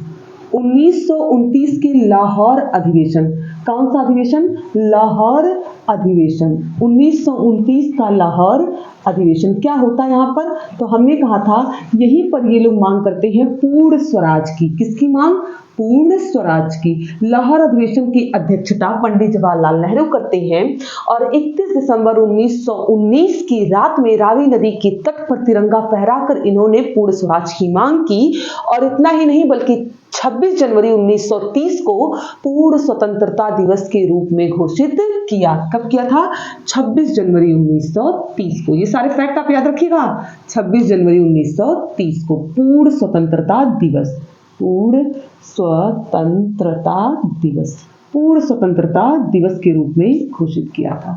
यहाँ तक बात हो गई आपकी, तो जी बिल्कुल हो गई यहाँ तक बात। और हमने ये भी कहा था कि यही वजह थी कि जो संविधान हमारा 26 नवंबर 1949 को बनके तैयार हो गया था उसके लिए हमने 2 महीने इंतजार किया और 26 जनवरी 1950 को उसको भारत पर लागू किया। ठीक, फिर जब बात हमारी खत्म होती है 1930 तक, तो इसके बाद हमने कहा था कि 31 जनवरी 1930 को गांधी जी इरविन के सामने अपनी मांग रखते हैं। गांधी जी पत्र देते हैं इरविन को, समझ जाइएगा। गांधी जी इरविन को पत्र देते हैं और कहते हैं कि मेरी बातें मान लो, अन्यथा हम भारत में सविनय अवज्ञा आंदोलन चलाएंगे।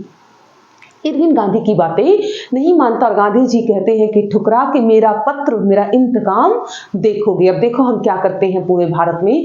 तो सविनय अवज्ञा आंदोलन गांधी जी से शुरू करते हैं, यानी कि हमने कहा 12 मार्च 1930 से 6 अप्रैल 12 मार्च 1930 को 78 अनुयायियों के साथ चलना शुरू करते हैं। कहां से? तो जी साबरमती, गुजरात के साबरमती आश्रम से चलना शुरू करते हैं। 6 अप्रैल 1930 को पहुंच जाते हैं दांडी। पहुंचकर समुद्र तट पर 385 किलोमीटर की दूरी तय करके पहुंच जाते हैं। बीच में इनसे हजारों लोग मिलते गए रास्ते में, यात्रा में, और वहां ये नमक बनाकर पानी इकट्ठा करते, समुद्र के पानी को नमक बनाते हैं और नमक कर तोड़ो आंदोलन चलाते हैं। पूरे भारत में कहते हैं कि आज से भारत में सविनय अवज्ञा आंदोलन प्रारंभ किया जाए। सविनय अवज्ञा आंदोलन अपने प्रारंभ चरम पर था ही कि अंग्रेजों की एक नीति थी कि जब हमारा कोई आंदोलन अपने चरम पर होता था तो ये उसको रोकने का प्रयास करते थे। इसी बीच इंग्लैंड में 3 गोलमेज सम्मेलन, तो क्या 3 गोलमेज सम्मेलन क्या था? नहीं, खाना खाने के लिए नहीं, बातचीत करने के लिए कि आपके देश में क्या परिवर्तन कैसे करना, कैसे संविधान बनेगा, ऐसी कुछ चीजें कहने के लिए ये भारत वालों को लंदन बुलाते हैं। लेकिन कांग्रेस से कोई भी सदस्य प्रथम गोलमेज सम्मेलन में नहीं जाता। तो मैं यहां लिखती हूं फर्स्ट गोलमेज सम्मेलन, आप समझ जाइएगा, ऐसे में डाल देती हूं गोलमेज सम्मेलन, प्रथम द्वितीय तृतीय डालूंगी। आप फ्लो चार्ट ऐसे बनाइए और ऐसे लिखते जाइए और कहानी समझते जाइए। गोलमेज सम्मेलन, तो जो पहला गोलमेज सम्मेलन होता है ये होता है नवंबर 1930 से जनवरी 1931 तक। आपको नहीं याद रखना, बस जानिए। पहले गोलमेज सम्मेलन में भारत वाले नहीं जाते हैं, और यानी कि कांग्रेस नहीं जाते, सॉरी, भारत की अलग अलग पार्टी सब गए थे, कांग्रेस हिस्सा नहीं ली थी। कांग्रेस ने गोलमेज सम्मेलन का त्याग किया था। वहां से अब लोगों को लगता था कि जब तक कांग्रेस नहीं आएगी तब तक काम नहीं बनेगा। लोग कहते थे, वो लोग कहे गांधी जी आइए, गांधी जी कहे कि हम नहीं आएंगे, हमने पहले भी आपको देख लिया, आप हमेशा अपनी बात से मुकर जाते हैं और बिना हमारे आए काम नहीं चलेगा, चलाइए अपना काम जैसे चलाना है। अंग्रेजों ने कहा कि आपको तो पता ही है कि वो लाइन है ना कि जब तक ना पड़े आशिक की नजर श्रृंगार अधूरा रहता है। जब तक आप नहीं आएंगे तब तक काम कैसे बनेगा, आप आइए उसके बाद ही कुछ काम चलेगा। गांधी जी जाने से इनकार करते हैं और वो लोग लगातार दबाव बनाते हैं इरविन पे कि क्या कर दिया, क्यों नहीं आ रहा है, क्यों नाराज है, उनके नाराज होने से बड़ा नुकसान होगा। तो इरविन कहते इतने बड़े आदमी थे, हमें नहीं पता था। और इरविन लगातार इनसे बातचीत करने के चक्कर में कि मिल लीजिए। तो 5 मार्च 1931 को गांधी इरविन समझौता होता है। क्या होता है? गांधी इरविन समझौता। कहाँ होता है? पुणे में। गांधी इरविन समझौता होता है। इसको 5 मार्च 1931 को।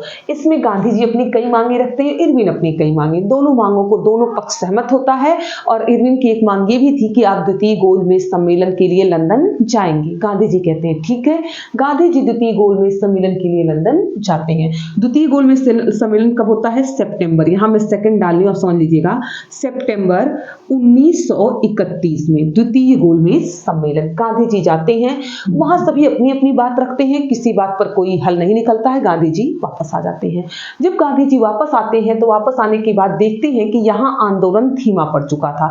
गांधी जी फिर से आंदोलन शुरू करते हैं, लेकिन 1934 में सविनय अवज्ञा आंदोलन बिल्कुल समाप्त। उससे पहले एक चीज और होता है, इधर देखिएगा, 16 अगस्त 1931 को, 16 अगस्त 1932 को ये लोग क्या करते हैं? सांप्रदायिक पंचायत जारी कर देते हैं। क्या करते हैं? पृथक निर्वाचन। खैर आप तो सुन लीजिए, पृथक निर्वाचन जारी करते हैं, जिससे गांधी जी सहमत नहीं थे।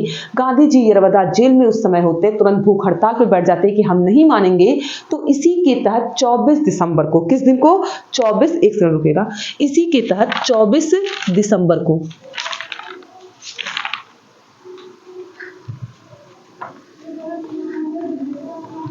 इसी के तहत 24 दिसंबर दिसंबर, यहाँ हमने लिखा था इससे पहले 16 अगस्त, मान लीजिए इसको आपने लिखा 16 अगस्त 1932 रहने देते हैं, और ये रहा 24 दिसंबर 1932 को। एक डेट आप में है पूना पैक्ट या पूना समझौता। पूना पैक्ट या पूना समझौता किसके किसके बीच होता है? तो गांधी जी के बीच होता है और अंबेडकर जी के। आप ऐसे लिखते जाइएगा, गांधी जी के बीच और अंबेडकर जी के बीच। ठीक, इन दोनों लोगों के बीच ये पूना समझौता होता है, पुणे में होता है, इसलिए इसका नाम पूना समझौता कहा गया। इसके बाद मैंने वही कहा कि गांधी जी ने फिर से सविनय अवज्ञा आंदोलन चलाया, लेकिन सविनय अवज्ञा आंदोलन सफल। इसके बाद तृतीय गोलमेज सम्मेलन होगा, उससे हमारा कोई लेना देना नहीं। सविनय अवज्ञा आंदोलन सफल नहीं होता, अंततः 1934 में सविनय अवज्ञा समाप्त हुआ। 1942 में क्रिप्स मिशन भारत आता है। क्रिप्स मिशन क्यों आता है? थोड़ी सी एक मिनट सुनिएगा। 1929 में द्वितीय विश्व युद्ध प्रारंभ हो जाता है। ये फिर बुलाते हैं भारतीयों को कि युद्ध में हमारा साथ दीजिए, तो ये कहते हैं पिछली बार भी तो दिए थे, कहे थे आजाद कर देंगे, किए क्या? कुछ दिए क्या? तो इस बार हम साथ नहीं देंगे। लेकिन फिर से क्रिप्स मिशन आता है, तो उस समय ना मुस्लिम लीग मानती है, यानी कि उस समय मुस्लिम लीग बन चुकी थी, मुसलमान अपना अलग पार्टी बना चुके थे, तो ना मुस्लिम लीग मानती है और ना ही कांग्रेस मानती है। कांग्रेस को आज़ादी चाहिए थी, संविधान चाहिए था, मुस्लिम लीग को पाकिस्तान चाहिए था। दोनों इस बात से इनकार कर देते हैं। इसके बाद 1942 में भारत छोड़ो आंदोलन की घोषणा होती है। 1942 में जो भारत छोड़ो आंदोलन, मैं कहाँ लिखूँ आपके लिए, यहीं पे लिखती हूँ, आप समझिएगा यहीं पे। 1942 में भारत छोड़ो आंदोलन में ही गांधी जी एक नारा देते हैं जिसे कहा गया करो या मरो। क्या, कौन सा नारा गांधी देते हैं? करो या मरो। करो या मरो। गांधी जी कहते हैं बहुत हुआ, अब या तो आर या तो पार। तो 1942 में अभी भारत छोड़ो आंदोलन चलता है कि उसके एक रात पहले ही सभी बड़े नेताओं को इंक्लूडिंग विथ गांधी जी गिरफ्तार कर लिया जाता, पर फिर भी ये आंदोलन चलता है। कई सारी महिलाओं ने भी इनमें पार्टिसिपेट किया। तो इस तरह से हम पूरे ढांचे, पूरे स्ट्रक्चर को लगभग 2.5 घंटे की क्लास में हमने कंप्लीट किया है। मैं उम्मीद करूंगी कि मैंने आपके लिए जो मेहनत की है वो रंग लाएगी। आप इस लेक्चर को अच्छे से सुनेंगे, कहानी के फॉर्म में इसे समझेंगे। और रही बात लिखने की, तो मैंने पहले भी कहा था, अभी भी कह रही हूँ कि पीडीएफ के फॉर्म में आप तक नोट्स पहुंच जाएगी। आप थोड़ा सा टाइम दीजिएगा, मैं नोट्स को पिन करवा दूंगी आपके डिस्क्रिप्शन बॉक्स में। या तो आपके पास एक और ऑप्शन है कि आप व्हाट्सएप नंबर पे, जो स्क्रीन पे नंबर दिखाए जा रहे हैं, आप इस पर मैसेज कर दीजिए, आपको नोट्स प्रोवाइड हो जाएंगे। और आप अपनी तैयारी को आगे रखिए, जारी रखिए, और मेरी शुभकामनाएं आपके साथ हैं। ये एक इकलौता चैप्टर आपको 13 नंबर देता है, तो इसको अगर 2.5 घंटे में हमें इतना नंबर मिल रहा है तो ऑब्वियस है कि हमारा सौदा महंगा नहीं है। तो आप एक बार सुनिए कहानी को, नहीं हो सकता दूसरी बार सुनिए। और देखिए, सिर्फ मैंने फैक्ट लिखती चली गई ताकि आपको जो एक एक नंबर वाले आएंगे वहां पर भी दिक्कत ना हो, और लिखते समय आप आंसर राइटिंग अच्छे से कर सकें। तो आप स्वस्थ रहिए, मस्त रहिए। इसी शुभकामनाओं के साथ हम क्लास को यहीं पे समाप्त करते हैं। हाँ प्लीज, हमारी मेहनत अगर आपको दिखती है कि हमने किया है, तो प्लीज आप इस सेशन को ज्यादा से ज्यादा शेयर करें, जितने लोगों तक हो सके पहुंचा। अगर अभी तक आपने चैनल को सब्सक्राइब नहीं किया है तो प्लीज सब्सक्राइब करके बेल आइकन प्रेस कर लें, ताकि हमारी सारे नोटिफिकेशंस आप तक जाती रहें। तो लाइक करना और शेयर करना ना भूलें, और कमेंट बॉक्स में जरूर बताइएगा कि आपको क्लास कैसी लगी। Thank you.